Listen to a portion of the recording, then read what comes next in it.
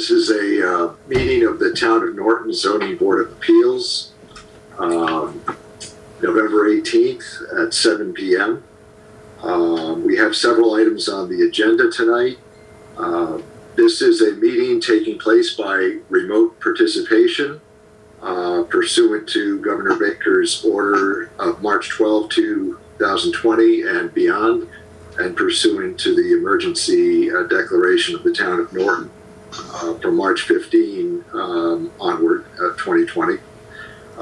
Access is being provided by remote electronic means. The meeting was posted and the means of access was posted along with the meeting announcement. I'll ask people to mute their microphones if it's not their hearing or their time to speak generally, just so we can reduce the background noise. And if anyone is trying to speak and can't seem to be heard, feel free to wave your arms around wildly. We'll try to spot you. A couple of agenda items, notices tonight. First is application of 94 Freeman Street. And then there was a request earlier today that I didn't see until just a couple hours ago to go to what's listed as 222 Mansfield Avenue because somebody needed to be heard only before 7:30. Is that still the case? And I'm not sure who I'm asking. Yes, sir. This is Alex Odom, was a witness I had to talk about. Okay, can you identify yourself? You're Bob Nugent, attorney? Yep, I'm Bob Nugent, yeah. Attorney for the applicant? I'm attorney for Norton Estates. I don't know which case. You had multiple cases, you said? Yep, and is it still your intent to have this person speak? Yeah, he's here. Okay, then we'll take that item second, Paul. We'll take the 222 Mansfield Ave, which was scheduled as our third matter. We'll take that second. Okay? And by the way, if anybody is in attendance for the continued public hearing for the 40B comprehensive permit for 253 Mansfield Ave, that's 253 Mansfield Ave, I understand that we have a request for a continuance to the next meeting. And as we've noted before, that applicant and that parcel may be in line for a different development and they've asked for another continuance. Is that right, Paul? Correct. Okay, we'll get to that later. But if anyone is tuned in just for that matter, we're likely going to vote just to continue it to the next monthly meeting. With that, let's get started. The first item on the agenda is file 2105. The property address is 94 Freeman Street. The applicant is Guaranteed Builders and Developers. The owner is Jonathan and Donna, is it Paoni? Yes. Okay. Who's going to be speaking for the applicant? Tracy Sharkey for GBI and the owners. Okay, thank you very much. GBI is the construction firm, is that right? Correct. Okay. So this is an application to construct a 15 by 40 foot attached single story, it says accessory structure, to the left side of the house. This is in an R40 district. And it looks like it's a undersized lot having 19,960 square feet an area, and the frontage is 140.7 feet. Therefore, it looks to be a undersized lot under the bylaws. So though the application is for a variance, it looks like we're going to have to delve into whether there should be a finding as well under 1.5e. And let me ask, I'm sorry, it's Tracy Sharkey is the name on the screen. Is that you? Correct. Tracy Sharkey, thank you.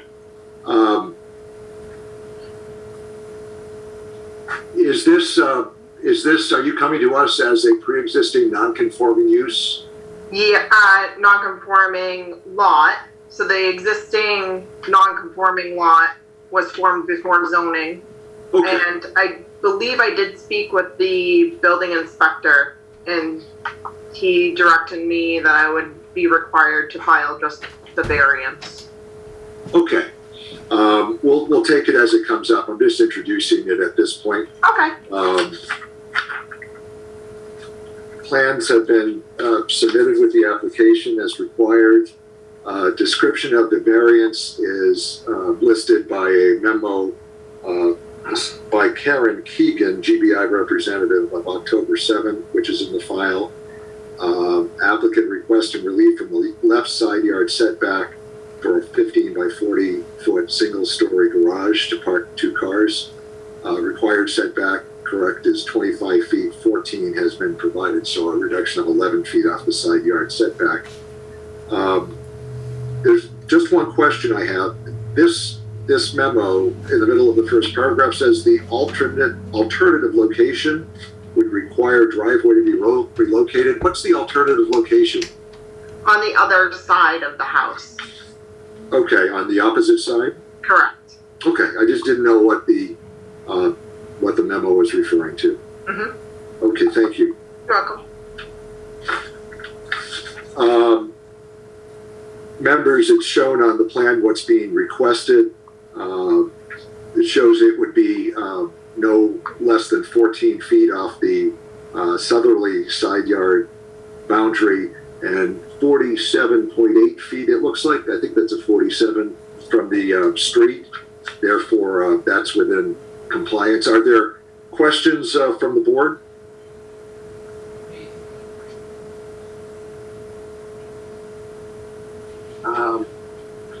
Maybe just to clarify, when the alternatives are put on the other side, but wouldn't you have the same issue on the other side?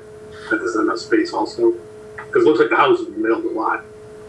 Yes, correct. It would most likely be a little bit less on the relief on that side. Gotcha. Just a touch less. Yeah, right. So you can't, it's not like you can just put it on the other side and not have a problem. Yeah. Correct. Still we would be here. Yeah, I wondered the same thing. And it looks like, although it's not measured out here, but just doing the ruler measurement, it looks like it would still be an encroachment, although less of an encroachment. I just didn't know what was meant by the alternative location, so that's why I was asking. Is this a prefab garage of sorts? It looks like it's purchased whole. No, this will be pre-engineered trusses for the roof truss.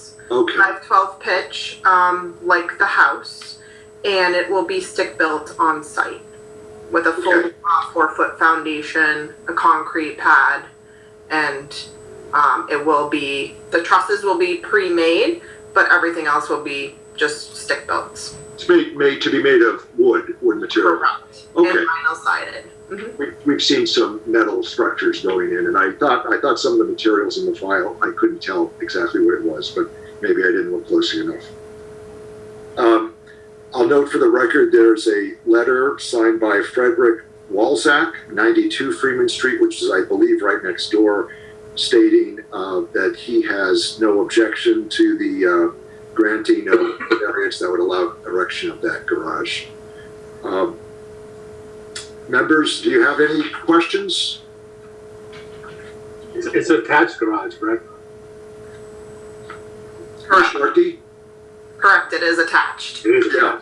Yes. Yeah, because the application says in a couple of places it's an accessory structure, and I think the accessory structure that usually in our bylaws means it's detached, but it also says attached in a couple of places, and it looks like it's attached to the house. Yeah, I assumed it was attached to it. I know it's the same thing as referred to as accessory building. That's what I was asking. I think that's just a misnomer in using the word accessory. Yep. Accessory use building. Agreed. Accessory structure has its own definition in our bylaws, that's all. But it's fine, it's fine. So these owners have owned this house since 66, I believe. Correct.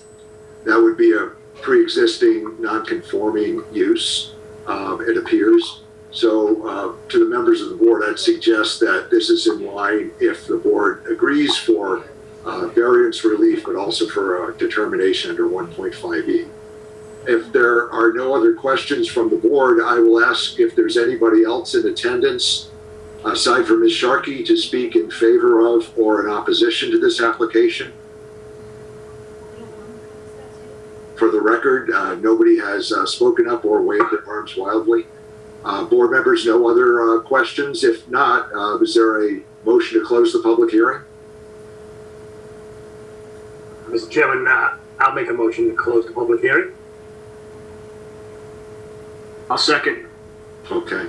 And I should have pointed out for the record that Mr. Wren and Mr. Tenore and I are the voting members, the nominal voting members tonight. Mr. Gooley and Mr. Wozniak are alternates. So thank you. And without further discussion, all those in favor of closing the public hearing portion, Mr. Wren, how do you vote? Oh, yes. Mr. Tenore? Yes. And I vote yes as well. Mr. Noel votes yes. So the public hearing is closed. I don't have any problem with this as a variance request. I think the applicant's shown sufficient hardship. It appears to be a pre-existing non-conforming, and we can make that separate determination. Any other comments, David or Jim? No, I don't. I have no other comments. I agree with your overall assessment, Mr. Chairman. It looks like it's about all they could do, and it's fairly narrow for a garage, I guess, 15 in width. It's a significant reduction in the side yard, but in this case, there's still sufficient room on the side, and there are no objections from neighbors, so I don't have a problem with it. Is there a motion to approve the application for variance as filed, with the plan of record being as shown in the file? Looking for it. Plot plan 94 Freeman Street, September 22, 2020.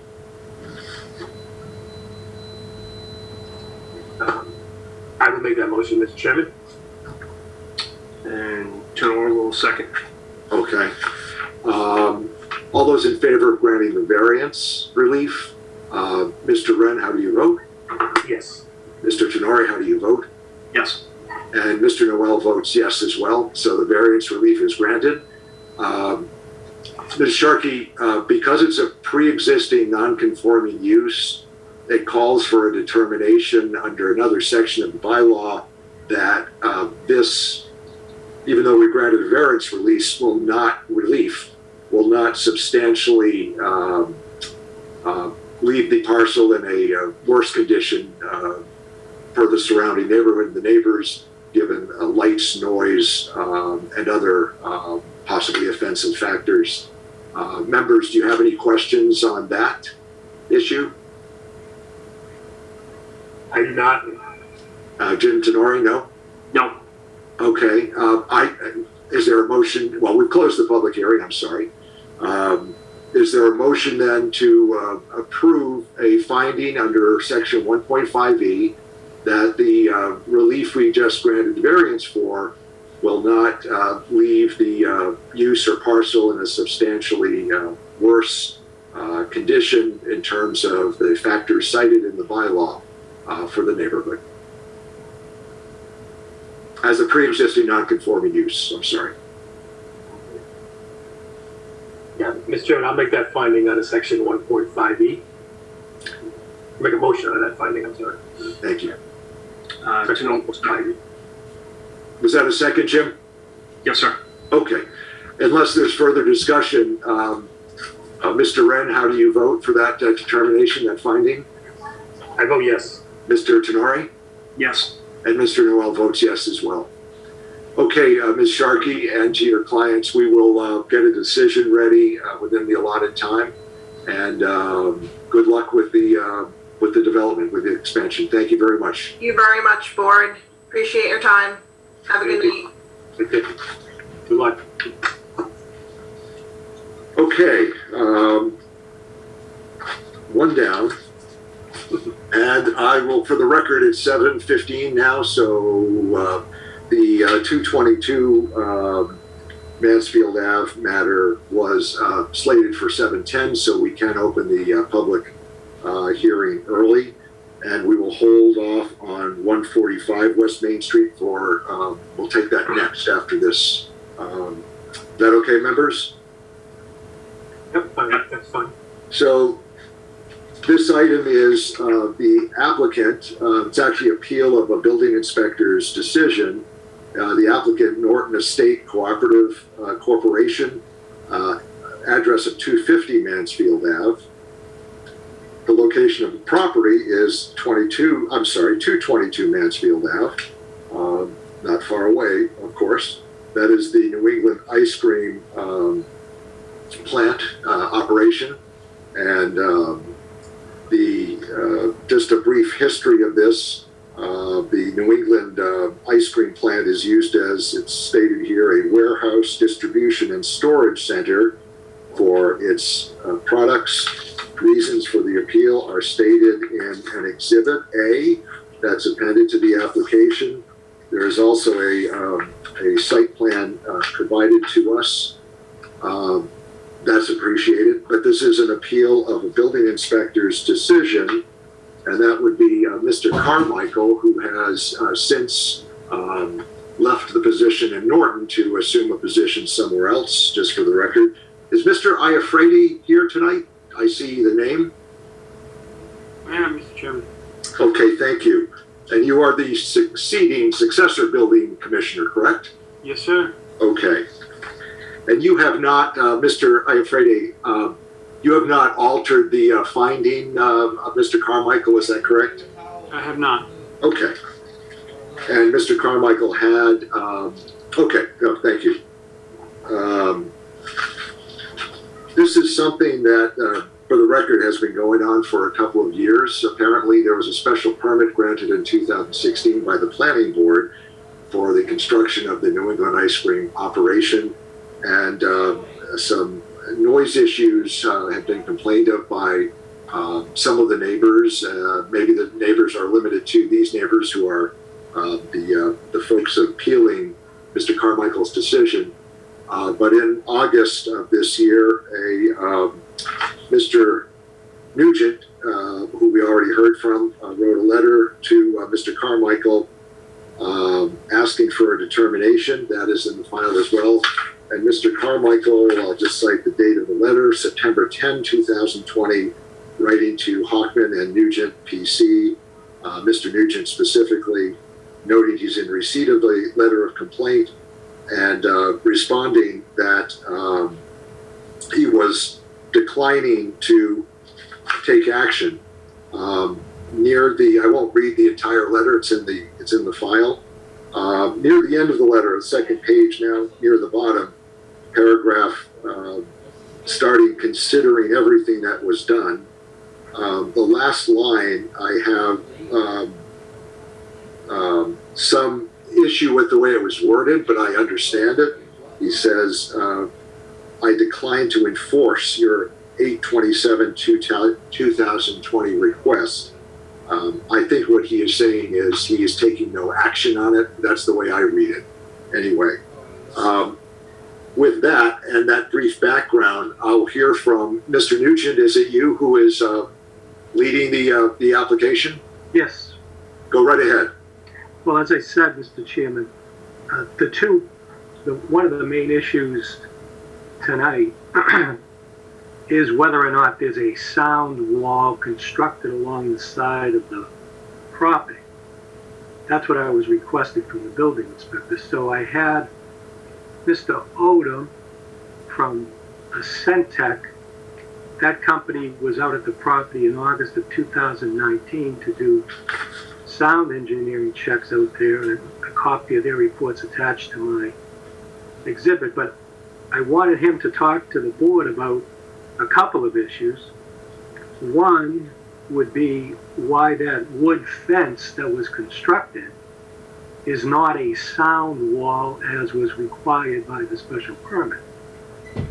Two, to explain the conclusions of his 2019 report regarding the noise levels.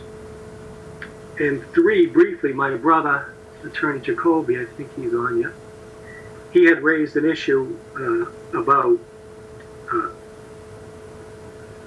my Centec's, let's say, lack of access to the New England ice cream facility when they performed their tests, how that affected their conclusions. So I wanted him to speak on those three issues to the board. Okay, so the chair recognizes, is it Mr. Odom? That's correct. Alex Odom. And we have some of your papers in the file, I think, correct? Yeah. Yeah, report from us for measurements we took in August of 2019. Okay. I will certainly hear from Mr. Odom, and I guess he has just a few minutes to be with us anyway. It's okay if it runs over a little bit. Okay. But however, I'll point out that I'm not sure how we apply this, the testimony that we're about to hear from Mr. Odom, or whether we do apply it in reaching our decision tonight. But Mr. Odom, in the interest of getting you on now while you're available, go right ahead. Sure. So this first question of whether the wooden fence in between the two properties constitutes a sound barrier wall. From my observations on the site, I don't think it does. It has visible gaps where light can pass through. So kind of from an acoustics perspective, it's going to be kind of transparent and a significant amount of sound will pass through it. I have not been able to observe the rooftop barrier wall to see if that kind of meets our standards, but there are kind of two things that we like to see in a sound barrier wall, and one is a measure of how much sound it blocks through the wall actually, which is a measure of STC, sound transmission class, and so that's something that we'd expect to see STC 25 as an example for a barrier wall, and those can be wooden walls. It doesn't have to be like a specially fabricated metal wall or anything, but certainly if you can see light pass through a fence, it's not going to be performing acoustically.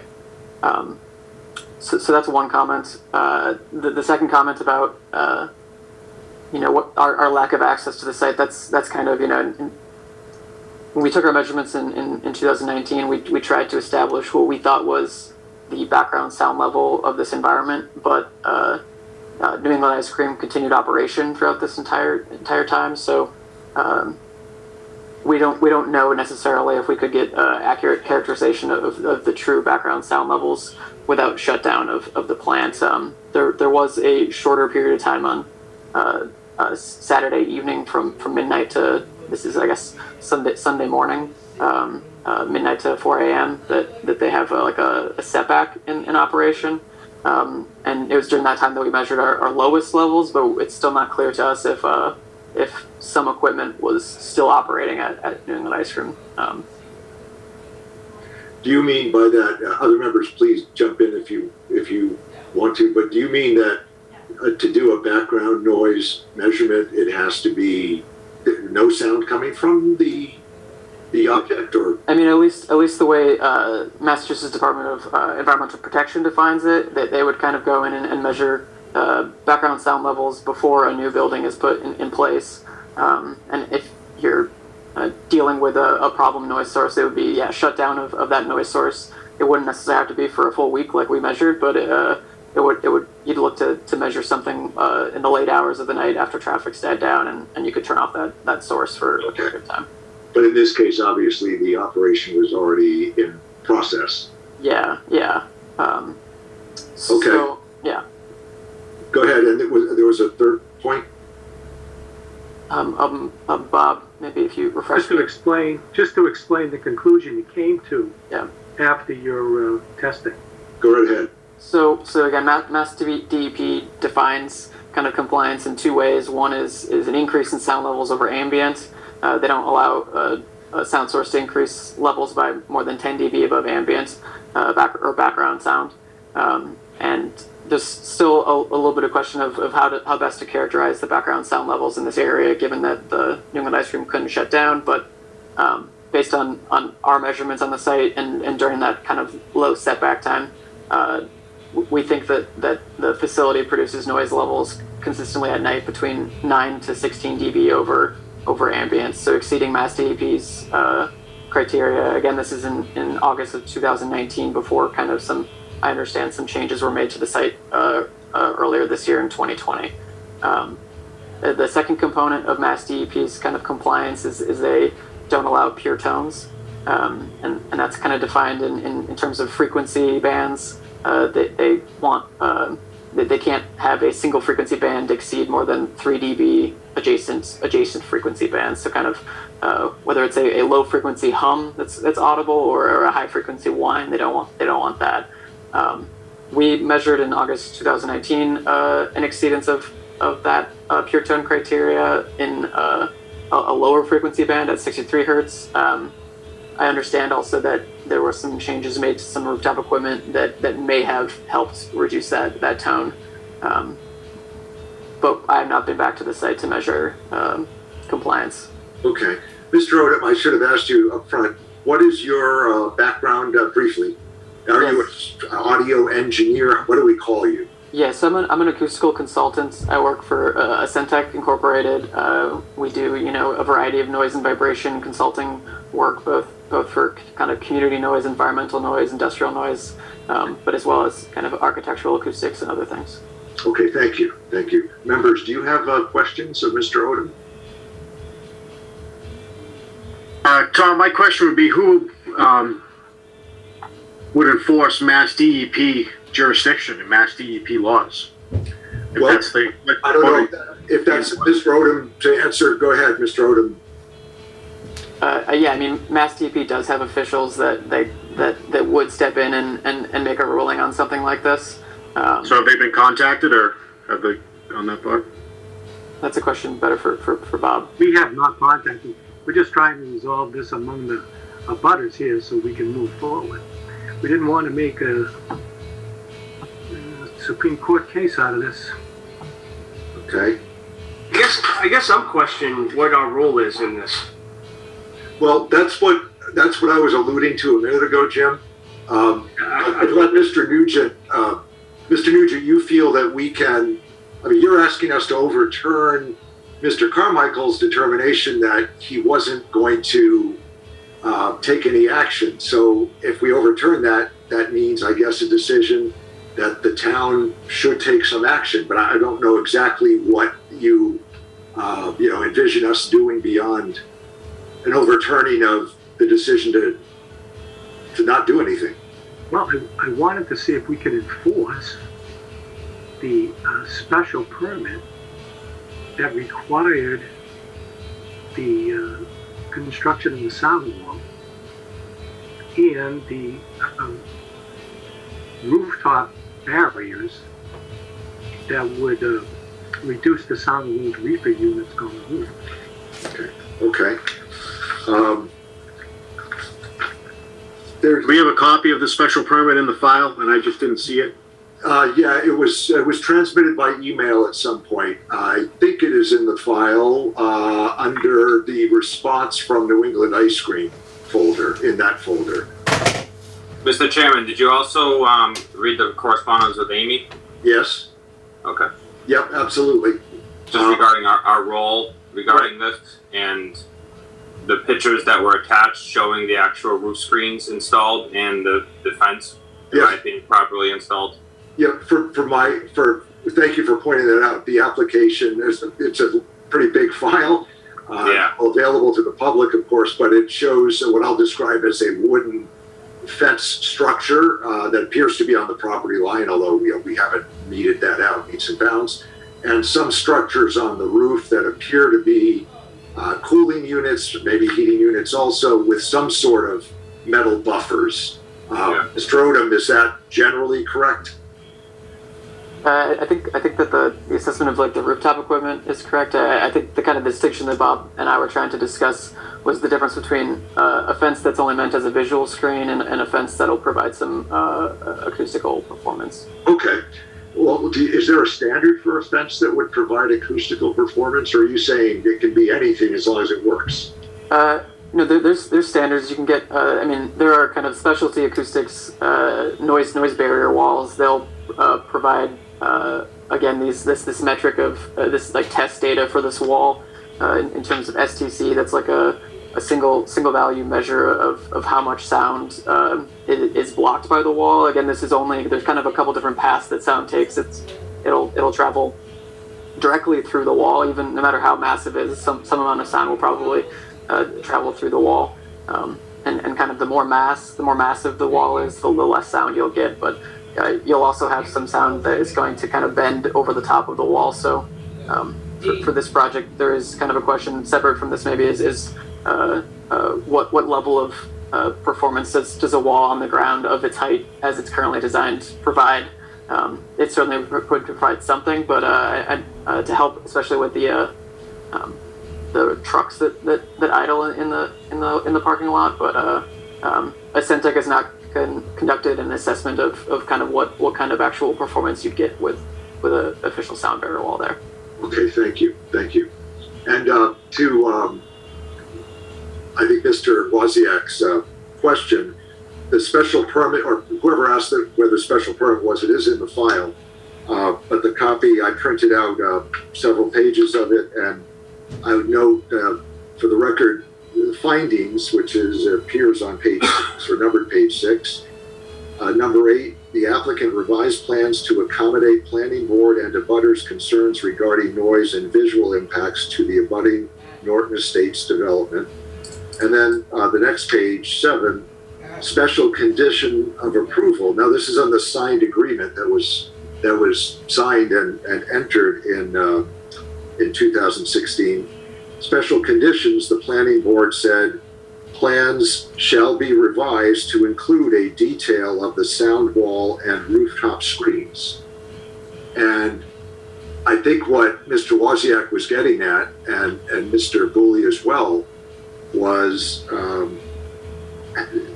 haven't they complied with this, and that plans were revised to show a sound wall and rooftop screens. I understand Mr. Odom and Mr. Nugent, Attorney Nugent, are saying, well, this isn't really a sound wall.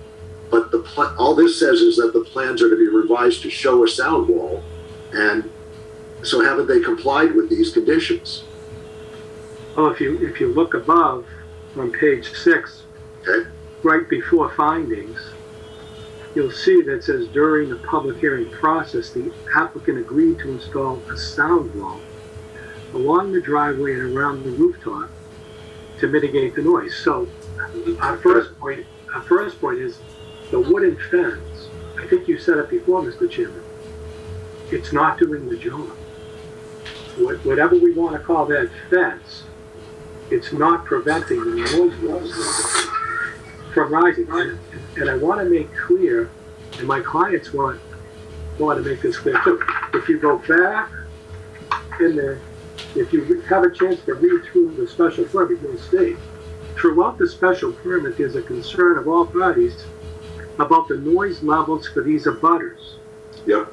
And if you look at page 3, the first full paragraph, about 3/4 of the way down, you'll see it says board members discussed the possibility of a sound study, but agreed the applicant should work with abutters as problems arose.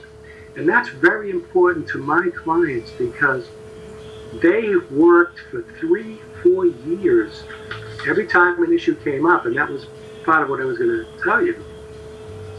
Mr. Steve Beck used to be the vice president of New England Night Street. Oh, he's the president. Oh, sorry, president. You need to diminish him. But almost immediately after this facility was up and running, we noticed the noise problems. And I have Mike Mendes here with me, and he would contact Steve Beck. They'd go out to the site, and they would work on solving this noise problem, which they did for a couple of years. Steve Beck installed electrical plugins. The main problem here is between 11 p.m. and 7 a.m. No one is complaining about noise during the day and even early evening. It's the overnight noise that prevents some of these residents of the mobile home from even sleeping. So Steve Beck installed these electrical plugins because the main problem was these trucks, and I think they have about 60, 70 trucks on the site. And they would start them up overnight, run them all night so they would be cool when the ice cream was put in, and they could take off. So this constant roar, let's say, of 60, 70 diesel engines running all night was the problem. So Mr. Beck came in, they started plugging those units into the electrical, and the problem was gone.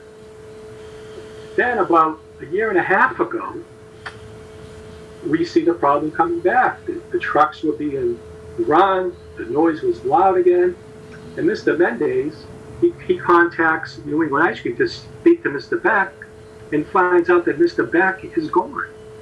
He's left. And I think Jagger, yeah. Jagger came in, and Mr. Mendez met with him. And all the time, he said, we want to be a good neighbor. Norton Estates wants to be a good neighbor. Let's see if we can solve the problem. Suggestions were made back and forth. As a matter of fact, early on, Mr. Mendez and Mr. Beck went out to the side, and they even agreed to increase the length of the fence to try to solve. So the parties were working together to solve the problem, because New England Ice Cream realizes, and the planning board certainly realized at the time of the special permit, that this could be a problem for these 125 residents, from 125 mobile homes, about 300 residents on the property. Understood. I'm sorry. Go ahead. Yeah, the problem came, and I think it was Memorial Day of this year, actually, when Mr. Mendez, he leaves his home 3 a.m. every morning. So he gets out of his house at 3 a.m. and there's a roar. So he calls Mr., I think I'm pronouncing it, I hope I am, Lager, Jamie Lag. They have a meeting in the office, and nothing comes from that meeting. Okay. So it's out of this frustration with these mobile home occupants dealing with this noise in the early hours of the day as to why we're here today.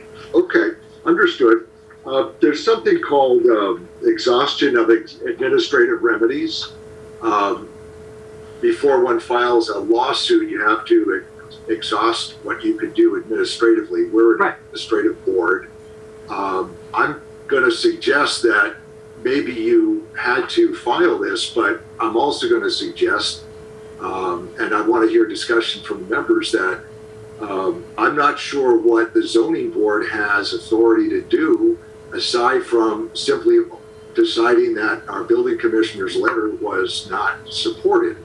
And it appears to me that it's supported because the special permit that was granted instructed the occupant, New England Ice Cream, I'm sorry, I don't have the corporate name right, to do one thing, and that was to submit plans for a sound barrier and buffers, and they did that. And I'm thinking that, unfortunately, at the time, maybe somebody should have said, well, wait a minute, we want to adhere to a certain standard, and we want to, as Mr. Odom was pointing out, there are standards, numeric standards, and I don't know what those are, but in order for us to step in and do that, I think I declined the invitation to step in and open up a trial of experts as to what standards should be applied.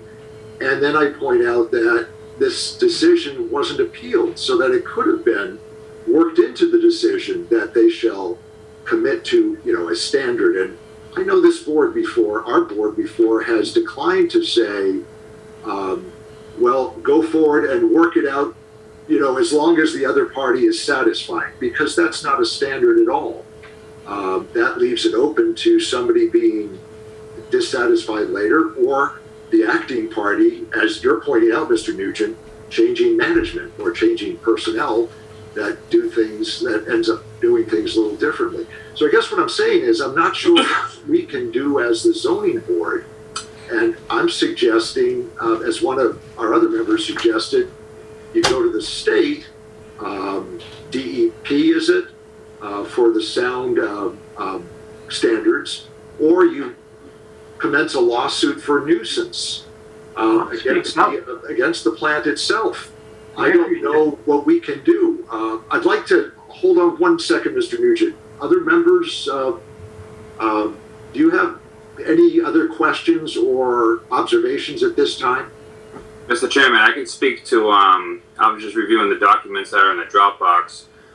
And to Mr. Nugent's point, there's a report in here from Kavanaugh Tachi to New England Ice Cream from August 20th that is speaking to exactly what we're talking about, where they're saying that New England Ice Cream did comply with the sound barriers required per the special permit in terms of roof screens and fencing for the factory itself.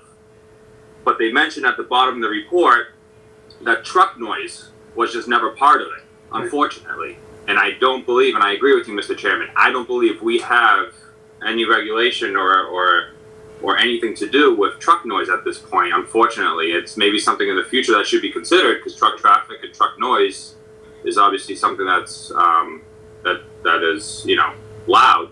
But to Mr. Nugent's point, I mean, it sounds like there was a compromise made with the plugins. It sounds like they were cooperating, and at this point, New England Ice Cream may not be cooperating, but I'm not sure if that's the zoning board's issue at this point. Yeah, I can tell you that town council has advised that there is no noise ordinance in Norton. And as Lucas just said, maybe there ought to be. I don't know what a noise ordinance looks like. I've worked with them a couple of times on events that I've been part of in other locations, not in Norton. But not noise ordinances, but noise levels. And I find it a fascinating area, Mr. Odom. You know, sound measurement and comparison is fascinating to me. But there's no noise ordinance in town, so how can we say that the holder of the special permit violated the special permit? There's no condition in the special permit to adhere to any standard, and there's no standard that we can apply. That's my view. So I think the remedy is to file a nuisance lawsuit or go to the state DEP to complain to them that, you know, maybe there's something Mr. Odom can direct them to, and you may be right. You have a problem with noise that Mr. Odom's measured, and maybe you can show that. Well, I have a third alternative. I see my brother, Mr. Attorney Jacoby. I'll talk to him and see if we can't do something. I would, can I speak, Mr. Chairman? Yeah, well, could you identify yourself for the record and who you're representing? Yeah, I'm Jack Jacoby, 144 Bank Street, Attleboro. I represent New England Ice Cream, and also the trust that owns the property, the same family. And I'm certainly happy to talk to my brother, Mr. Nugent. I've known him for a long time. He's an excellent attorney and a gentleman. And there may be some ways to work things out short of what you're suggesting. But I did file a memorandum, and I think you've covered most of the points that I made in that memorandum. Basically, I think there's nothing before you. The special permit was not appealed. The plans were filed in both respects. The building inspector issued a building permit, which was not appealed. He issued an occupancy permit, which was not appealed. So the request, I think, comes 4 years too late. I'm not trying to be insensitive, and we understand that truck noise may be a continuing issue. My client has undertaken several steps, though, with the plugins, with a yard jockey, to make sure that the trucks stay away from the neighbors, that they stay plugged in. But we can certainly talk to Attorney Nugent and see if there are other things that we might be able to do to be a better neighbor. But, you know, basically, there's nothing before you. You know, you correctly stated you don't enforce DEP noise rules, and the planning board did not incorporate any noise standard. So I would suggest to you that the building inspector's decision should be upheld, and then perhaps the parties should spend some time together. Yeah, I have all the respect in the world for the abutting neighbors too. I'm not at all trying to minimize what they're complaining about, and Mr. Nugent is, you know, very well presenting the case that, Yes, I'd like to that there may be a problem here. I'm not trying to diminish the complaints at all, and everybody has to live together. But I don't think there's anything that this board can do. Members, do you have any other comments, members? If I don't not, think so. a motion would be in order to close the public hearing, perhaps. Mr. Nugent, you understand our position, or my position anyway? I understand. I do have Mr. Mendes here who'd like to speak if you have time for him. Yes, who is that? I can't see all the names. I'm the president of Norton Slide. State. Oh, in the same camera view. I'm sorry. I was looking at the Hollywood Squares here. What is your name for the record? Mike Mendes, M-E-N-D-E-S. I'm president of Norton State. Thank you. Go ahead. And I'd like to, in reference to the plugins in the trucks, they don't use them. And as far as the yard jockey, who's supposed to handle all this noise, it's between midnight and 3 in the morning that someone goes out and starts every one of those reefer units up in that truck, in those trucks. So that's 60-plus trucks, reefer units running all night. Now, it sounds like a jet engine. I invite any of the board members to come in and visit at night instead of when the building inspector visited during the day, when the problem is not during the day, it's at night, to listen to the noise and see what these people have been putting up with for the last 4 years. And if you had lost a few nights' sleep, you'd be kind of upset too. No one could say that Norton Estates has not been a good neighbor, because we have tried for 4 years to resolve this problem.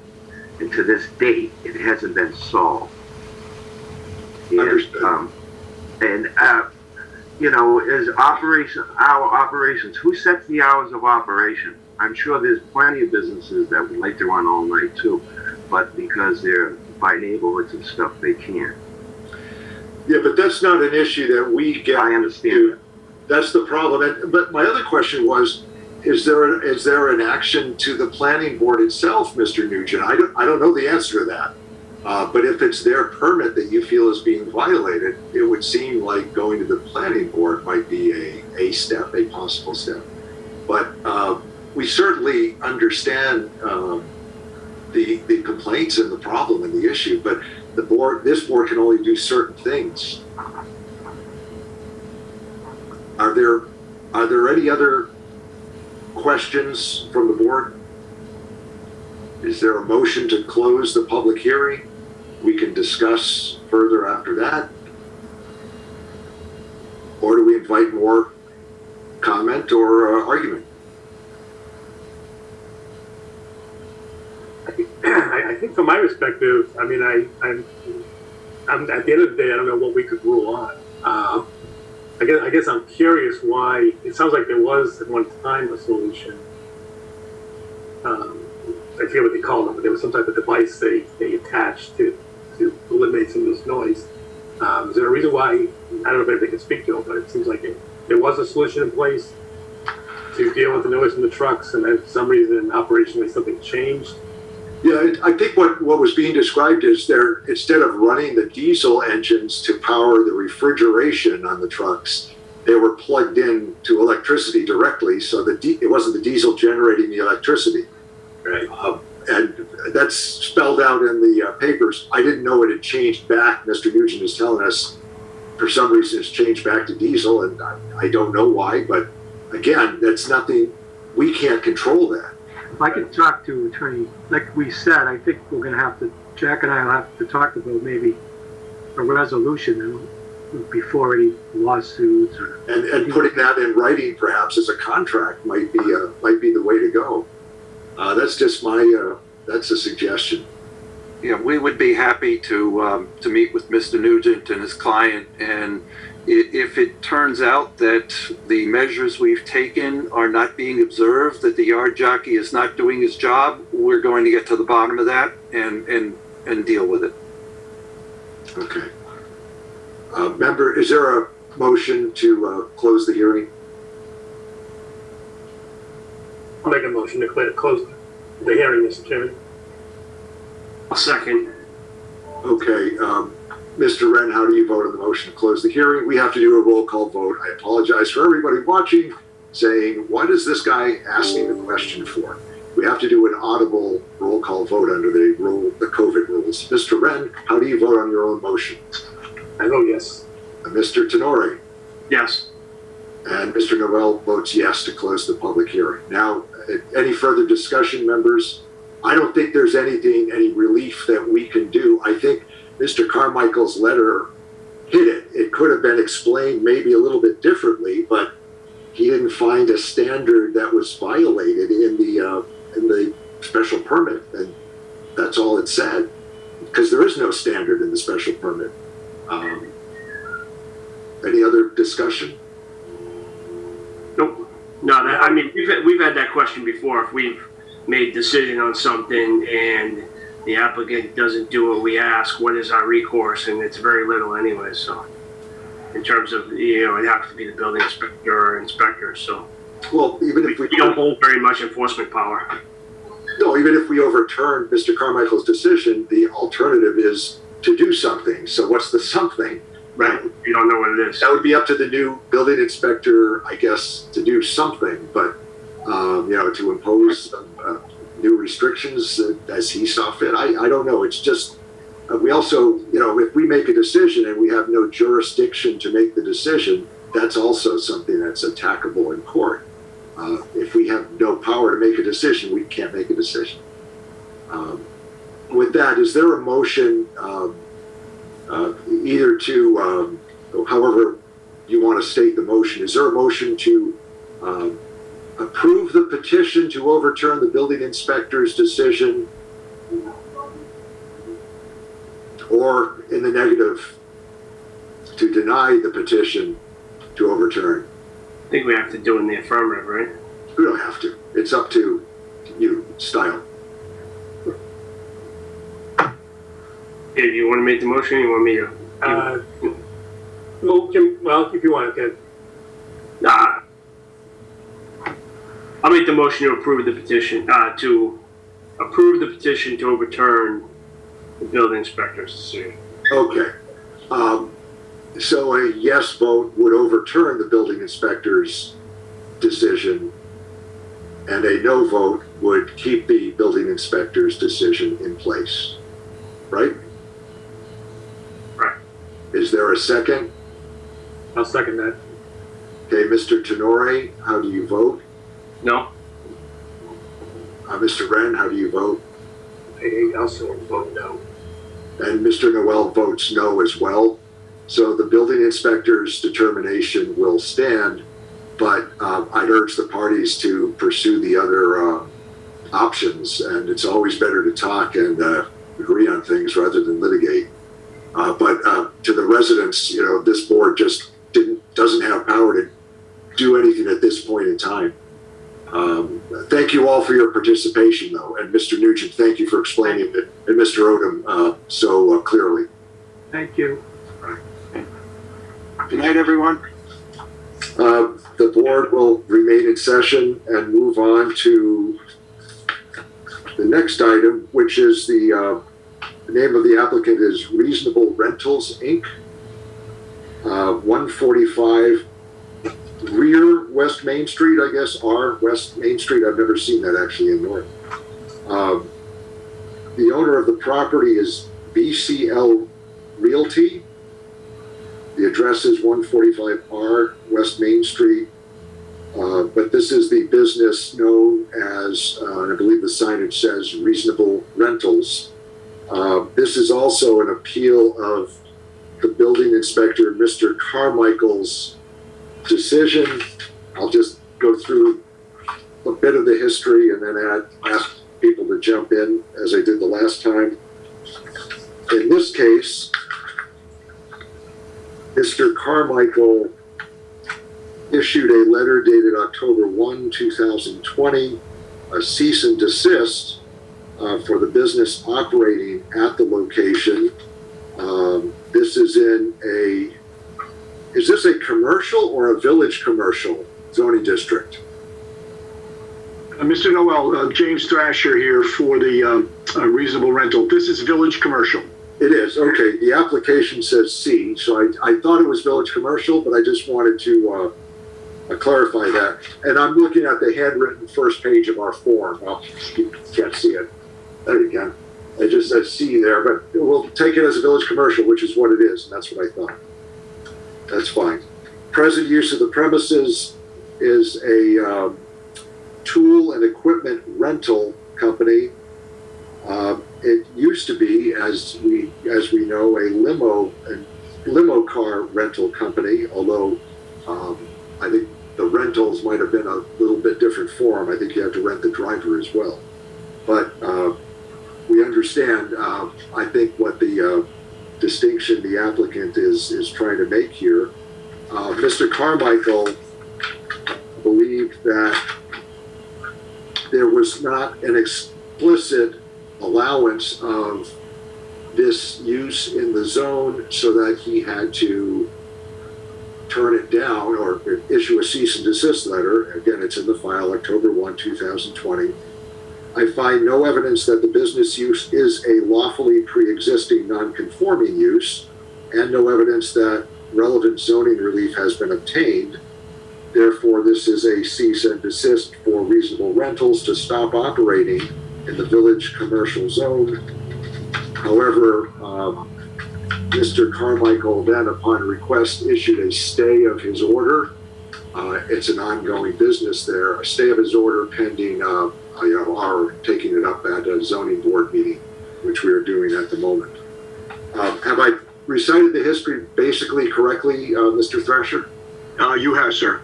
Okay. Can you state your case beyond what I've stated already? Feel free. Please. I did file with the town a memorandum in advance. Did that memorandum get to the board members? I think it did. I saw, let me see what I have. Of recent vintage, it's a November 5 letter. Actually, I submitted the memorandum on the 12th, Council.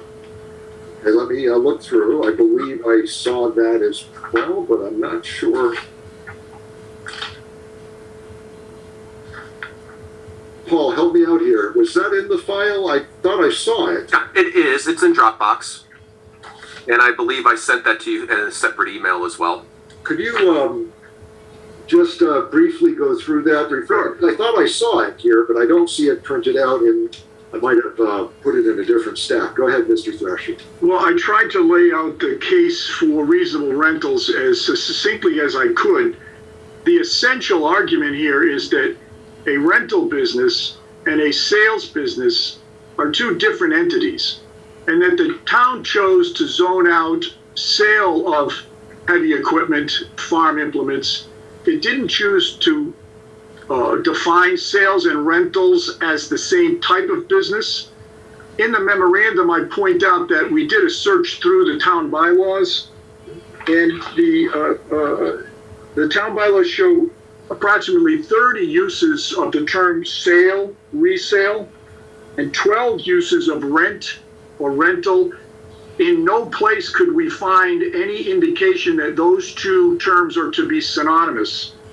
We did a survey of some local zoning bylaws to see how other towns may have treated similar issues. And we did find multiple occasions where the town would specifically zone sale or rental. For example, Easton regulates sale or rental of motor vehicles. Bridgewater regulates sale or rental of automobile boats. Rentham, Plainville. So we surveyed a few towns. I think we might have seen 3 towns that were similar to Norton in that there was no connection between those two terms.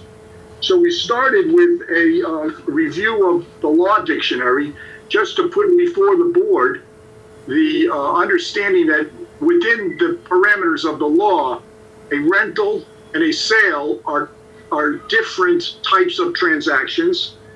The rent is consideration paid for the periodic use of property or an item, whereas the sale transfers the title. We looked at the bylaw itself, and examined what the town was, we think what the town was trying to do, and we think that the town was trying to zone out the sale of large equipment, not to shut down a rental business. There is a rental business across the street, occasional rentals. There are at least 2 other rental businesses in Village Commercial that are on Mansfield Ave. So I didn't find any indication in the bylaw that a rental business itself was unacceptable. The other point I wanted to make is that it's my opinion that the cease and desist letter was terribly overbroad, in that we have an operating business here that's allowed to sell retail items. I asked Mr. McGowan, who runs Reasonable Rental, to provide me with an inventory of what they sell. And they sell things like drywall screws and gloves, bags, stroke oil. So he's well within the parameters of the Village Commercial to do that. We think that many of the rental items are not, the town did not intend, for example, to prevent him from renting a floor scrubber or he's got a cordless drill, various items of use to persons in their home as well as to people in the construction business. So we think that the cease and desist was terribly overbroad and that he effectively shut down the entire business. And in the cease and desist letter itself, the former building commissioner says, you're using a business to rent. And then he goes on to cite the law, which never once uses the term rent. So we're asking that this board overturn the cease and desist letter on the grounds that the section that was cited by Mr. Carmichael, the sale of construction equipment, is not what's taking place here. In association with the memorandum that I filed, I also put in an affidavit of Mr. McGowan so that you would have that on the record, where he's affirming to you that he does not sell construction equipment. The other point I wanted to make here, and it's also in Mr. McGowan's affidavit, he sought out the building commissioner in advance of even starting this business. And he consulted with him and asked him if he could run an equipment rental business at this site. And the building commissioner told him that as long as he wasn't selling construction equipment, he could do it. So he incorporates the business, he sets it up, he's employing himself and another person in the store, and now 4 months later, he's getting hit with the cease and desist order that effectively puts him out of business. And we would like this board to take action and use its power to overturn the cease and desist. Understood. Thank you for spelling it out succinctly. Board members, do you have questions of Mr. Thrasher? Okay. There's some discussion. We consulted town council, and there's some discussion of whether or not, I'm going to try to frame this. It's 8 o'clock at night, so excuse my inability. If I put a tie on, then I'll think like a lawyer again, Mr. Thrasher. I understand. Some question of if something in the bylaws is not explicitly permitted, whether that means it's not permitted in town. And I actually have a different reading of the bylaw section than town council does. But before I get to that, let me ask one question I meant to ask Mr. Thrasher. How long was the limo rental business there? Do you know that? Yeah, it seems to go back to at least 1990. I was able to review the file that had to do with this particular property, and it did appear that there was references to a limo rental business for 30 years anyway. Okay, well, that's not prior to zoning. We don't know what was there before at the point of zoning in 76. I did not go back that far. I'm just curious. I guess that because Mr. Carmichael pointed out it's not considered a pre-existing non-conforming use. Pre-existing would have to be pre-existing prior to zoning implementation. But I'll note for the record, though, that, you know, just from my existence in town for the last 100 years, it's been a limo rental place there for a heck of a long time. So I at first tried to get my hands around, and it's across the street from Let's Party, isn't it? Yes. Or diagonally so, which rents not construction equipment, but large items like construction equipment. In some cases, there's a train out there, a human train. So I was trying to distinguish why this is different, what led to Mr. Carmichael's decision, and I was not able to do it. Now, obviously, car sales are not allowed in Village Commercial, but the limo company operated there for very many years, and I don't know the history of that or how it came to be, but that doesn't seem any less, to use a word, offensive, and I'm sorry for that word, than the rental of small construction equipment, as long as it's not being sold from that location. Members, do you have anything along these lines, any observations or questions to that effect? I mean, Mr. Chairman, the one thought I had was, I mean, we are talking about construction equipment. Mm-hmm. So it's not a limo, which is nice and quiet when it drives out. It's not a bounty house, you know, it's a piece of equipment. It's by its nature, it's construction equipment, so it's big, it's bulky, it's probably loud when you drag it around. So I mean, I think that is an important distinction. I think it is a little, the type of equipment we're talking about here is different than what was previously but the use has changed in that regard, the nature of the equipment. But when you start differentiating between construction equipment and party equipment, you know, bounce houses and things of that sort, I mean, what basis do we have to distinguish one from the other, except, yeah, I suppose if you're renting 18-wheelers, that might fall under something else, but... well, I guess, but, you know, the bylaw does specifically call out, and granted, it doesn't say rental, it says sale, and it says the sale of new or used construction equipment. So I think it foresaw that construction equipment is different than other types of rentals or sales. Okay, sorry, where are you looking, David? Actually, I'm just looking at Use Mr. table? Carmichael's letter, dated October 1st. Okay. But it references table 175-4.5. Table of allowed uses. Right. Yeah, and that's in industrial uses, 4.5. Right. And It references the sale of new or used construction equipment or material handling farm equipment is not in allowed use. I'm looking for that entry.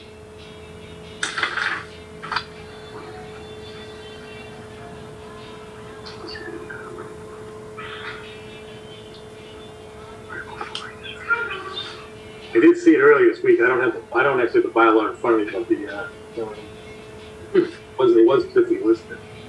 Is it not 4.5? Maybe it's 4.4?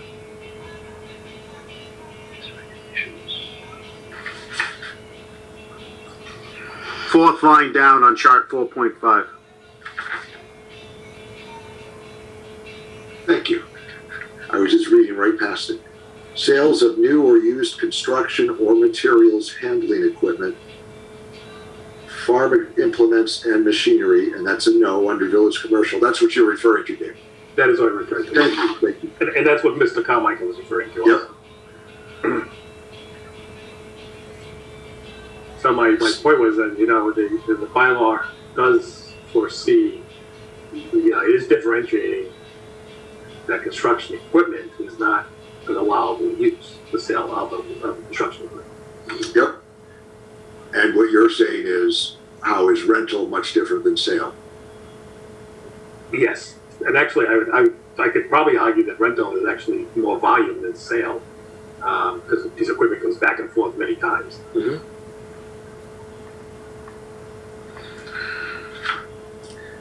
So, Mr. Chairman, Yes. as we've seen before, we don't always have a category to fit in something very nicely to, and we have to shoehorn something in once in a while. So I was looking through. If you go to commercial uses, table 4.4, Yeah. the only thing that stood out to me, third line down, retail stores, shops, and trade services. We don't have a definition of trade services. I looked it up, Googled it, didn't get really a good definition to steer us in a way. But if you want to infer something, a renting of a piece of equipment is a service to a trade. That was my only leaps and bounds to connecting any sorts of dots in our table of uses. That's good to point out. What I did with table 4.4 is I circled a few things that are not materially different in my view. Further down on that page, 3 from the bottom, repair and service shops, including auto repair, provided that work is done in an enclosed building. So you'll allow an auto garage, but not the rental of equipment. To me, that's a distinction without a lot of difference. Another one on the flip page in 4.4, commercial parking facilities. Now that's a come and go business as well, as is restaurants, nightclubs, other places serving food or beverages. I'm not saying it's the same type of service, but you're talking about traffic, people coming and going, deliveries, that sort of thing. I just don't see a whole lot of difference in the volume of, let's use the word I used in the last one, nuisance. Now, maybe there are nuisances that arise from this rental business. I don't know. Mr. Coulter, did you have your hand up a moment ago? Yes, I'm the owner of the residence at 145 West Main Street. Go ahead. Are you here to speak to us tonight? I think Mr. Coulter just froze. Yeah. His video just froze. Crap. Oh, there you are. Mr. Coulter, go I'm ahead. here, sorry. Try it again. I'm the owner of 145 West Main Street, the residence that directly abuts 145R West Main Street. Okay. If I could just issue a statement, Mr. Chair and the board. So I own 145 West Main Street, which is lot number 49 on the map submitted. It's next to Reasonable Rentals. I live there with my wife and 2 children, and thank you for allowing me to state this. As I understand it, the purpose of the zoning rules is to ensure that no nuisances or hazards to the neighborhoods. My contention as a residential abutter is that there is both a nuisance and a hazard to the neighborhood. And the reason for me saying this is that all of the loading and unloading and moving of machines is done outside in a parking lot, uncovered, whereas maybe in a car shop, it would be, stored away in a covered building. All the work is done outside in the lot.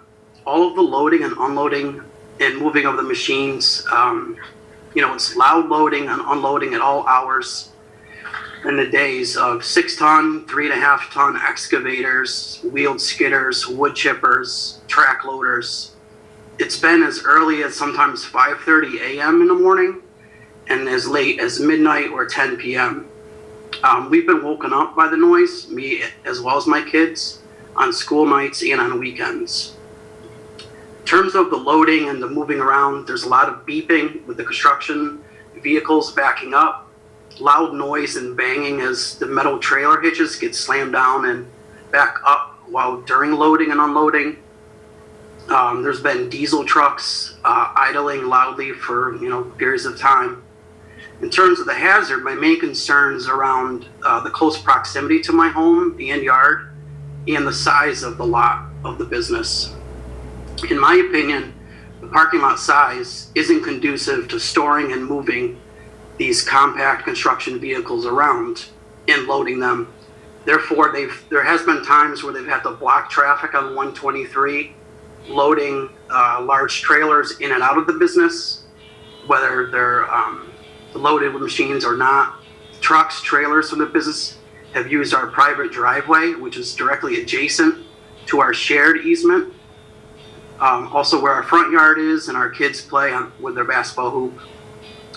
We had to purchase, actually the owner of the lot, BCL Realty, purchased us a private driveway sign because since the summer, customers as well as employees were using our driveway to be able to safely back in and out of the lot.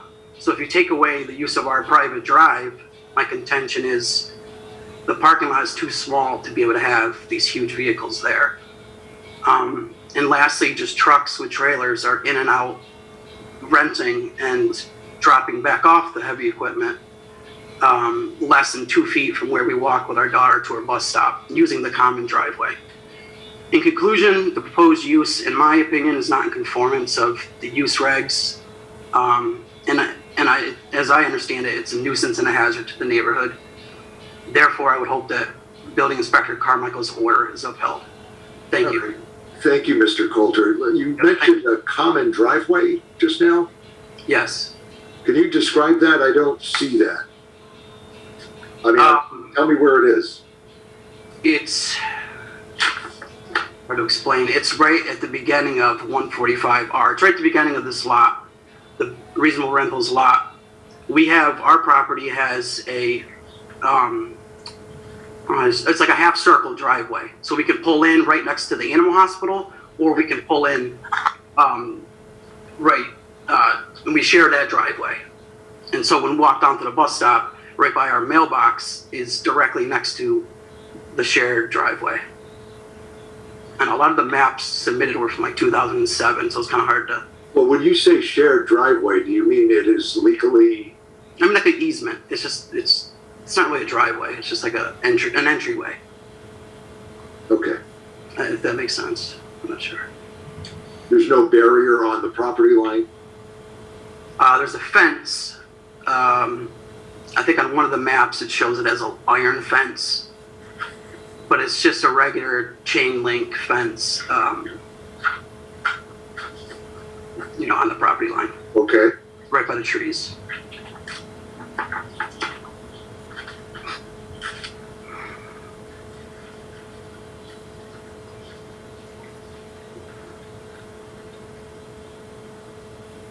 Let me ask Mr. Coulter, how would you propose dealing with this? The entire business is shut down, or the size of a thing can't be rented from there, or what?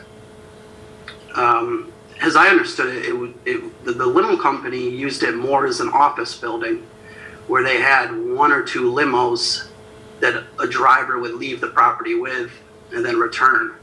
But it was used primarily as an office building. And I believe when they were renting, when the sign was out to rent the property, it was office for rent. And I feel like obviously the office I have zero problems with. And I understand I live next to a building, a business. It's just the large construction vehicles, they are very loud, getting loaded and unloaded. And our property is probably 10 feet away from this lot. It sounds like the nature of the business did change. The nature of the business changed for sure. Okay.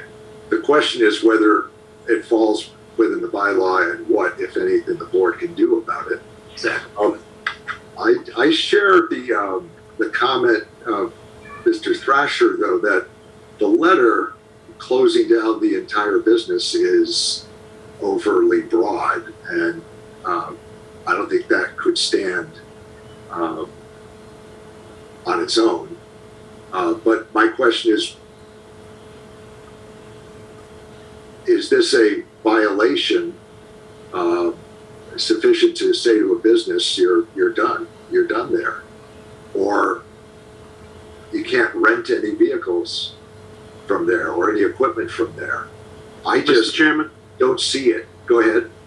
If we were to rule that, or if we were to vote on that specific, that this is, we would be essentially shutting down the rest of the rental businesses in town also, in theory. That's why I brought up party, what's it called? Let's party across the street. Or Correct, and there's another one down the street. There's a few. Right.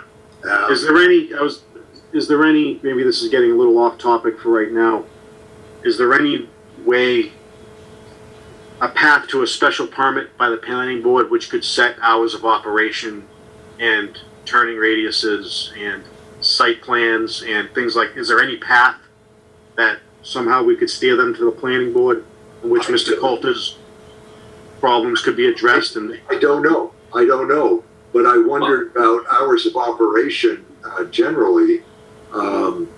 Does the town impose any general business hours of operations? Paul, I don't know if you have any knowledge about this. I know for signage, you're supposed to turn off electric signs at a certain hour at night. Nobody in town does it. But go ahead, Paul, did you have any info? Yeah, if a project goes through the planning board for a special permit or site plan, they can, through their decision, they always do have an hours of operation. Mm-hmm. And there are times when the board has said can operate between 11 p.m. and 6 a.m., roughly that. So the town does have the ability to regulate hours of operation. But it has to be spelled out in a special permit. There's no town bylaw saying no one can operate between 11 p.m. and No, there certainly could be 24/7, and I'll ask Nick on on his end if there are building permits that you can have hours of operation. Mr. Iafredi? Yeah, Paul, or Mr. Chairman, to my knowledge, as far as the building permit is concerned, it doesn't regulate hours of operation. That would be more in a special permit with the planning board, which in my opinion, in this case, I think would be more than reasonable. But as far as the building department is concerned, no, I don't have any regulation on that. Can I ask a question? Of course, go ahead. When was the property acquired by the new company, the rental company? He entered into the lease in June. Okay. I just want to note to the board that we obviously have a bylaw, and I'm going to speak to the Mr. Coulter who spoke earlier. The bylaw is there to protect certain zoning areas like an R60 or a village commercial. Just because there's 12 gas stations in a residential zone, there's a reason that new bylaws are created and new zoning restrictions are made so that future gas stations cannot be continued to be built to protect residents. So we're talking about shutting down other rental businesses, but these other rental businesses were there possibly before village commercial zoning was enacted or voted on by the town. And if you read the 4.5 table, it clearly states the sales of new or used construction equipment / materials. It talks about how auto body repair shops are not allowed anymore. But there are things like a wholesale office, showroom with storage on the premises, warehouse storage and distribution facilities. Unfortunately, it would be like me buying 12 acres in an R60 and asking to build a 200,000 square foot manufacturing plant. I should have done the research before I established the business. And I have to speak, for the board that we have to follow the bylaw. And we have to really, it's there to protect the town, and we as the board are here to enforce that bylaw.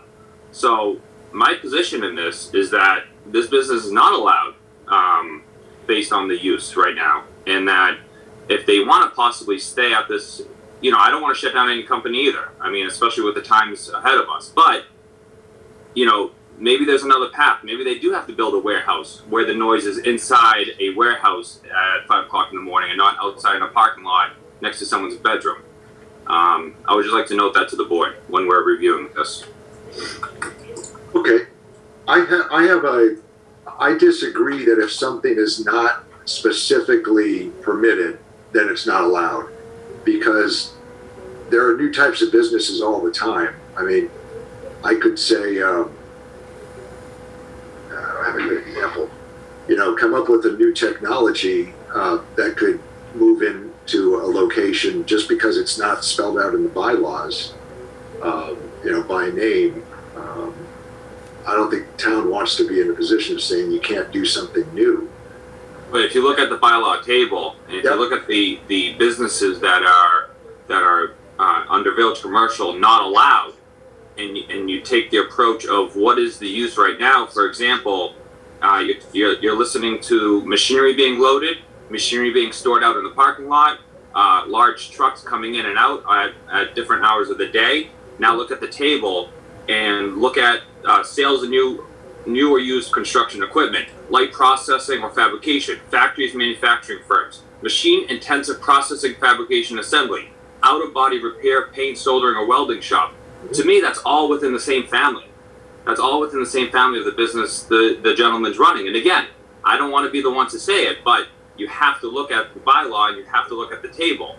A rental business is not a new business. Construction equipment is not a new type of equipment. It's been around for 100 years. So, unfortunately, I believe the person who's leasing the property, the applicant, or not in this situation, but the person leasing the property should have done the research to make sure that the zoning allows for renting of equipment and starting trucks at 5 o'clock in the morning and large banging noises. Okay. If I just may, Can you speak to that? You said that Sure. there was a communication. Is that, you have some writing on that? No, I don't have it in writing. There was an oral discussion between Mr. McGowan and Mr. Carmichael before Mr. McGowan started the business. And it was Mr. Carmichael who pointed out that the distinction between rental and sale was in the bylaw, or he pointed out that he couldn't sell. So there was some diligence done on the part of Mr. McGowan to make sure that the rental of the equipment was allowed.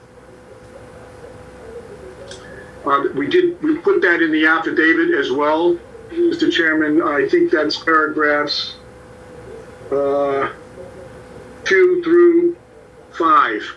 So it is under oath. Okay. Thank you for clarifying that. Table 4.5 is labeled industrial uses.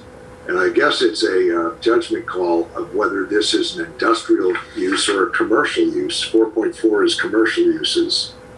To me, industrial is usually manufacturing or creating something, not retail or rental. And what bothers me is the other leasing companies that are literally a stone's throw, or one of them a stone's throw away across the street. I don't know how I can distinguish between the two leasing companies. But I have another question that I think we should run by council. Council wrote to us citing, let me get it. First of all, to be a non-conforming pre-existing use, my understanding was it had to exist in the form prior to the imposition of zoning. But as Lucas just pointed out, Village Commercial was just created a few years ago. I don't know exactly when it came in or when it was placed there in that particular lot, but does that, if the limo rental company was there prior to the imposition of Village Commercial, does that make it a pre-existing non-conforming, or does it have to go back to the late 70s? If I may, my understanding of zoning law is that you can't zone something out that's pre-existing whenever you change it. We look to the inception of zoning for things like side yard violations, those kinds of pre-existing things. But when you have a lawful use that remains on that premises, it remains pre-existing, prior non-conforming. So I guess what I'm saying is, that leads to the next question. What was it before Village Commercial in this area? I don't know that. Do you know, Mr. Thrasher? And I'm not putting you on the spot. I'm saying I think we should find out. I didn't research it, but I thought it was general commercial. I think that the homeowner is in a village commercial district that was originally general commercial. It's right on 123, and there are a number of businesses around. That's my best assessment, though I did not research it. Yeah, no, thank you for the honesty. I'm thinking along the same lines, though. It seems like we need to find that out, or I would like to find that out anyway before making any decision. But also, council cited a section of the law, 175 4.1. I missed it. Say again? Yeah, 175 4.1. It's a, let me just read a bit of it. In each district, except village commercial, only the principal and accessory uses enumerated herein in the tables, and the uses necessarily or customarily incidental and accessory to such, shall be permitted. And it goes on from there, but it accepts village commercial for that sentence. To me, that says that village commercial is in a slightly different class. In each district, except village commercial, only the principal and accessory uses enumerated herein in the tables are permitted. And there's more language there. I'm not trying to ignore the other language. So that, to me, says in village commercial, we're going to think a little more broadly. That it's not just what we say you can do, it may be other things as well. And so it comes down to a little reason and judgment. The next sentence says, in the village commercial, more than one principal use is allowed on a single lot, subject to other things. Again, to me, that says, oh, village commercial is this new animal, and it's new relative to the others, residential versus non-residential. So we're going to think a little more broadly there. Now, town council Amy had a different interpretation than I do. She read those two things together. I think they're consistent, and they say that in village commercial, more things than just exist on the allowed use table may be allowed, and it's up to some reason and judgment. I would like to look at that a little bit and ask Mr. Thrasher to look at it too, I suppose, and town council to talk to us about that a little bit. She could not be here tonight because Mr. Chairman, would this be something where we would, obviously Chris Carmichael's letter, but would this be something where they would apply for a special permit and then we would review? Well, special permit would be the planning board as far as I understand. Or go to the planning board, but I'm not sure. I don't know what would trigger that though, Lucas. I mean, they're operating there. Mr. Carmichael, it's triggered in the use table. If it says SP, that's special permit, then they go to the planning board. I think if there's a category that falls into SP, then that would be something Mr. Thrasher would say, well, let's go to the planning board and take our case there. I don't know that. Go ahead. Jim, did you have something? I'm sorry. No, I guess part of it, we got to figure out, and this is the part when I'm reading this, we need to figure out, are we going to look at it being commercial or residential? Like, you know what I mean? Because again, that would lead to the special permit. Well, special permit has to be required under a particular bylaw. There are certain things one can do with zoning if it only under a special permit. It's our position that we're running a retail rental business in village commercial, which is allowed by right. It's the residence that's in a village commercial district, not the business in a residential district. Yeah, I mean, it's a VC district, so right. We look at village commercial. Village commercial allows single family as of right, so it is a multi-use district. It's not a commercial district. Okay. I just want to add the question about village commercial is that to the section that the chair is reading, there's another section that talks about village commercial is one of the few zoning districts that actually allows multiple principal uses on a lot. So I think town council interprets that to say that you can have multiple uses on one lot in multiple buildings. Yep. To me, it's just a broader rule. It's less restrictive. Village commercial is meant to be less restrictive than other districts, or at least the residential districts. That's all I was saying. Yeah, I just want people everyone to be clear that this district allows multiple buildings on a lot, and each of those could have different uses in them, including residential. Right. Yeah, the original analysis that I made was a strict interpretation of this plain language of the bylaw that the former building commissioner used to shut down the business. And the absence of a prohibition against renting was what jumped out at me. The longer one studies, the more one can incorporate various areas to determine why this particular use doesn't violate town law. The town could have zoned it out, but it chose not to. It sounds to me like the town broadened the range of uses by making it village commercial from commercial. Maybe I'm wrong on that. I think that's Commercial's more permissive than village commercial. Oh, okay. I take that back. It is more permissive in terms of the commercial uses, but commercial does not allow residential. So it's strictly a commercial district, whereas village commercial is a multi-use district. Which is what we have, which is leading to the issue here in the complaint. Yeah. That's what it is. It's a village commercial. It's a mixed district.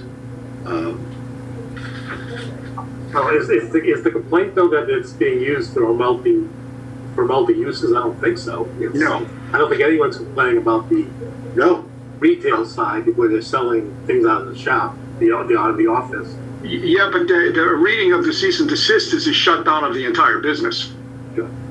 I think that's a valid point. That's overbroad by on its face. I think that's. Yeah, I agree with that. We're not deciding anything tonight. By the way, I guess I'm suggesting putting this to the next meeting, and I certainly would keep in place the allowance, the stay of the cease and desist. I'm not trying to drive anybody's business down. We did, Mr. Chairman, we did include that in the memorandum, which may not have made your desk, but at the end of the memorandum, I did put in a motion that in the event that the board chose to uphold the cease and desist, that it at least stay the cease and desist to give us an opportunity to appeal. No, I understand that. I'm one step short of that. I'm saying even if, I'm thinking we're going to have to put this off to the next meeting so that we can read all of this together and maybe get Amy at the meeting or get some more clarification from town council. Town council Amy Questle is who I'm talking about, just for the record. Understood. Because this bothers me. We have an abutter who is saying this is a problem, and we have a business that's in business that I don't want to close the door on. And I think we got to step carefully with whatever we do. I think the letter is overbroad. I think that the shutdown is overbroad anyway, because certainly some things are allowed there that are being done and some may not be allowed there. So the state takes care of that for now anyway, but I think we need clarification on a few of these points. I did see the submission, Mr. Thrasher. I apparently didn't print it out. My printer's been in big use today, and I apparently didn't print it out. That's why it's not in front of me. I'm still hooked on paper, so yeah, unfortunately. What's the date of that, though? Was it the 10th? It was, Paul, I think I submitted it on the 12th, right? Last Thursday. Thursday, right, because we put it in a week early, but Wednesday was a holiday. Yeah. Right. It's in Dropbox. It was November 12th. Okay, it wasn't in the box Friday. I downloaded the box Friday. It wasn't there, or maybe it was Thursday. I downloaded it, actually. Maybe it was Thursday. But I didn't go back to the box after that. I did see it, though, so who knows? Didn't hit print, I guess.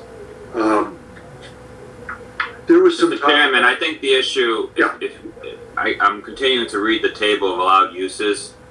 And if you sort of step back and take a broad overview of what it looks like village commercial was designed to allow, in my opinion, and maybe Paul can weigh in on this, is, and I agree with the board and everyone here, is we have two issues here. We have a retail store, which is allowed in village commercial to sell, gas cans and small goods and everything that they're selling. So I think they're in 100% compliance with that, and business should go.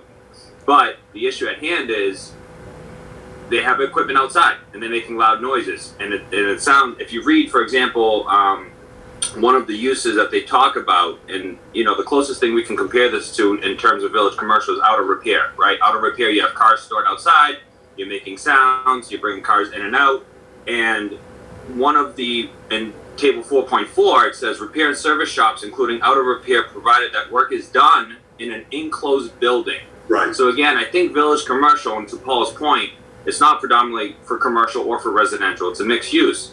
So I think that if you take a step back and look at this from a broad perspective, village commercial is designed to keep machinery and large parking lots out of the equation. It's to keep any loud sounds within building limits is what I'm interpreting this as. So again, I'm not saying that the business owner needs to be shut down.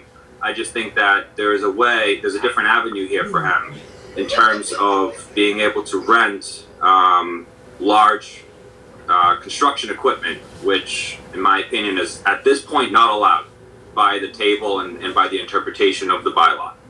I think that you're, if I may, I don't know how you're getting from a sale equals a rental, but I will also point out that by right in village commercial, you can have a bus or railroad terminal or a passenger station. Yeah. So that there is an expectation of some considerable amount of use and movement within this district.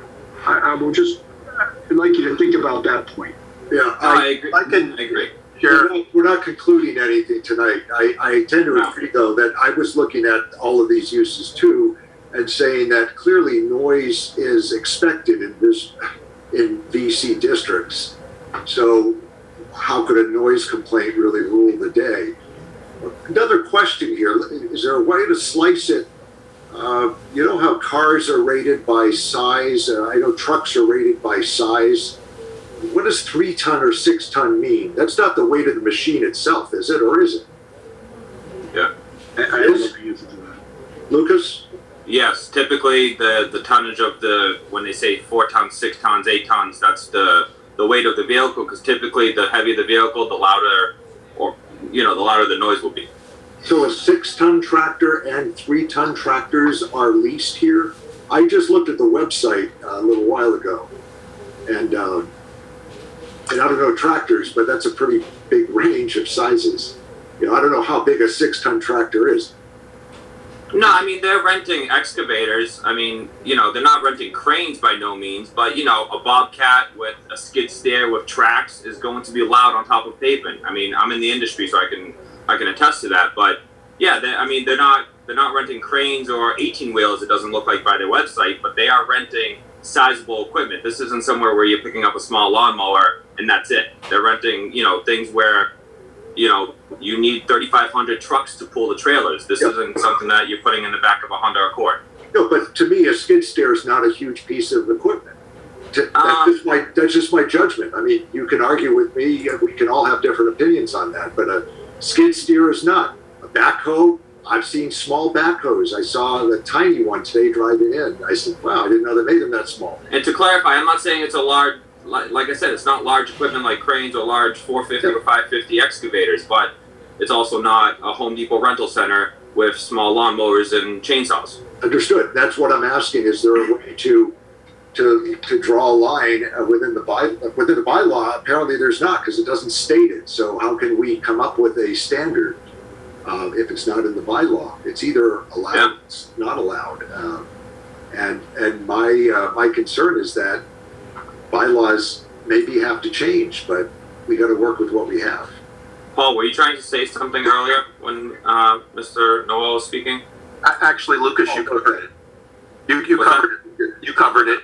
Thank you. David, Alan? One more thing, Mr. Chairman. Yeah. 175, 4.6, prohibited uses. I was just about to bring that up, Alan. Go ahead. If you want me to read it, I will read it. Any use which would be harmful, detrimental, hazardous, offensive, or would tend to reduce property values in the district where it is located by reason of excessive dust, dirt, glare, odor, fumes, smoke, refuse, noise, vibration, electronic interference, air or water pollution, danger of explosion, radiation, fire, or any other reason is hereby prohibited, whether or not enumerated around the use otherwise permitted in any district. Yep. That's one of the catch-alls that you kind of look to. Yep. And that brings me back to the point of what I spoke to earlier about keeping vehicles inside warehouses and preventing large parking lots with equipment all over them. That's a pretty big catch-all. I think I may point out that, but I also think that's really subjective. 100%. This is all subjective. When you apply it to anything, it's anything can be included or included. When you're grasping at straws, but no, it's not grasping at straws at all. That's what the bylaw says. We got to deal with it. It's good that you pointed it out. I'm just saying that to me, that's no less subjective than what we're talking about. You know, the use table came up with a few dozen uses and put them in categories. If I may, Mr. Chairman, there's always a new use. If I could just jump in here. Go ahead, Mr. Thorpe. I appreciate the scope of the discussion, and I think it was an important discussion to have. We came before the board appealing a specific letter written by the building commissioner on specific grounds. That there may be other bylaws that the town is interested in reviewing when it's reviewing our request that it overturn this particular cease and desist letter. I was aware of that section, but there's no cease and desist letter that's grounded on that section. So we wouldn't even have an opportunity to address it. The presentation that I submitted was designed to address the bylaw that was cited in the cease and desist letter, which I found failed to distinguish properly between rental and sale. Understood. If there are other members, go ahead, Mr. Thrasher, finish up. Between now and I'm assuming that you're going to continue it to the next meeting. If there's something in particular that you would like my office to look at and research and submit to you, please let us know. Understood. And I was going to ask members what their pleasure is now. Do we continue this and ask Amy for some assistance? I don't think I can support the building commissioner's letter. I think I would have to vote to overturn it at this point. But where does that leave us? That would leave us for Mr. Iafrede to perhaps issue a different letter. I mean, that's an option. I can't vote to uphold the letter. I know I can't vote to uphold the letter because I think it's overbroad and it would shut down a business, and I don't think there's any rationale legally to do that. Mr. Chairman, if I can speak to that. Go ahead, Lucas. Exactly what you're saying is the letter is shutting, in my opinion, the letter is shutting down a business, and the retail portion of the business is allowed in village commercial, 100%. You know, we can go back and point to the table about sale of new or used construction materials, handling equipment, and it's not allowed in village commercial. But, you know, I think the board should be in the position to overturn at least this letter to allow the business to continue because, you know, I'm a business owner as well. And I know many business owners who don't know what they're doing or aren't looking at zoning laws when they're excited to start a business. You know, you're on Route 140 or Route 123. Who would ever think that you're not going to be able to put construction equipment in a parking lot when there was a limo company there? I agree. You know, I think this is an innocent situation. I don't think it was done on purpose. I understand the abutters situation as well. So I agree with you, Mr. Chairman, that maybe the abutter needs to contact the interim building commissioner, and maybe the building commissioner needs to review the table and point directly to, you know, some form of, you know, not allowed use and reissue a cease and desist for that portion of the company. I'm not sure, but I agree with you, Mr. Chairman, that I think the board members should be allowed to overturn the letter to allow the business to continue until this is figured out. So I'll ask the voting members, what is your pleasure? Do we continue and ask for guidance, or do we simply put this up for a vote? And I mean, I've told you I can't vote to uphold the letter. We need a unanimous decision. So my no vote would spoil a yes motion to overturn the letter. In effect, do you want to vote that way tonight? We can do that. I'm willing to do that because I'm firm in what I'm seeing here. But it's up to you. If you'd rather continue it to try to talk some more and ask Amy if she can come in December, how do you feel, David and Jim? Two voting members, I definitely agree with the perspective that the letter itself is too broad. I can't argue that at all. So based on that alone, I could certainly go to overturn Chris's letter. Mr. Tenori? No, I would feel the same way. I mean, if we're talking about preserving the status quo, I've already said if we were going to continue to next month or even uphold the letter, I would certainly say stay this until they could get to Superior Court, because that's how I feel this should be resolved. But by overturning the letter now, it just preserves that status quo, and Mr. Coulter and Mr. Iafrede can work going forward to see what else could be done, if anything. So do you want to take a vote tonight? If somebody make a motion to close the hearing and take a vote, or to continue to next month?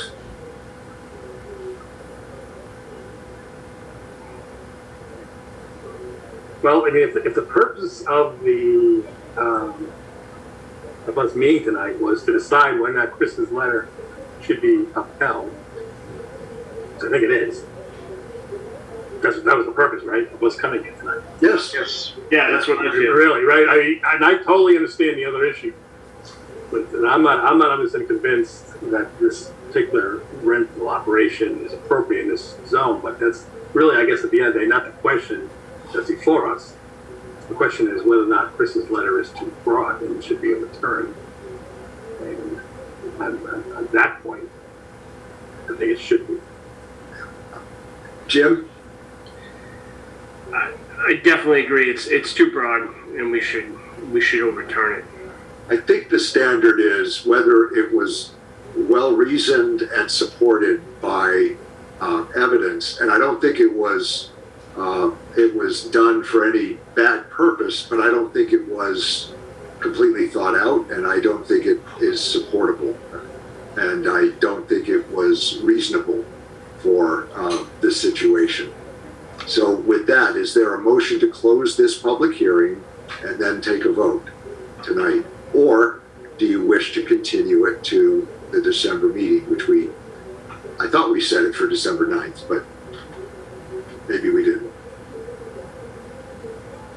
I'm of the opinion we should close the meeting and take a vote. Is that a motion? No, I guess I'm still giving my opinion. Go right ahead. But I can envision a way this would come back before us regarding the use and whether or not the use is appropriate. But so I'll make a motion to close this public meeting. Turn will second. Okay. No further discussion on that motion. Mr. Wren, are you in favor of closing the public hearing? Yes. Mr. Tenori, are you in favor of closing the public hearing? Yes. Mr. Noel is as well.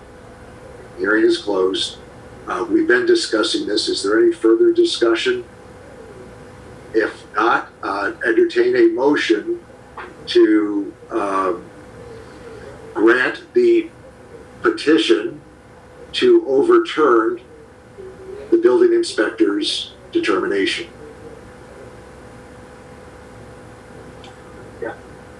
Mr. Chairman, I'll make a motion to grant petition to overturn the building inspector's letter, cease and desist order regarding reasonable rentals. I'll second. Okay, is there any further discussion? Just for understanding, a yes vote would overturn Mr. Carmichael's letter. Am I clear on that? Yes, that was my intent in the motion. Okay. Mr. Wren, how do you vote? Do you vote in favor of the petition to overturn Mr. Carmichael's decision? I vote yes. Mr. Tenore, do you vote yes to overturn Mr. Carmichael's determination? Yes.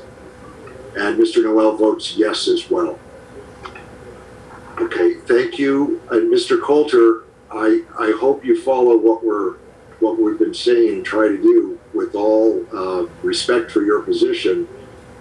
We just think this is not attacked the way it has to be.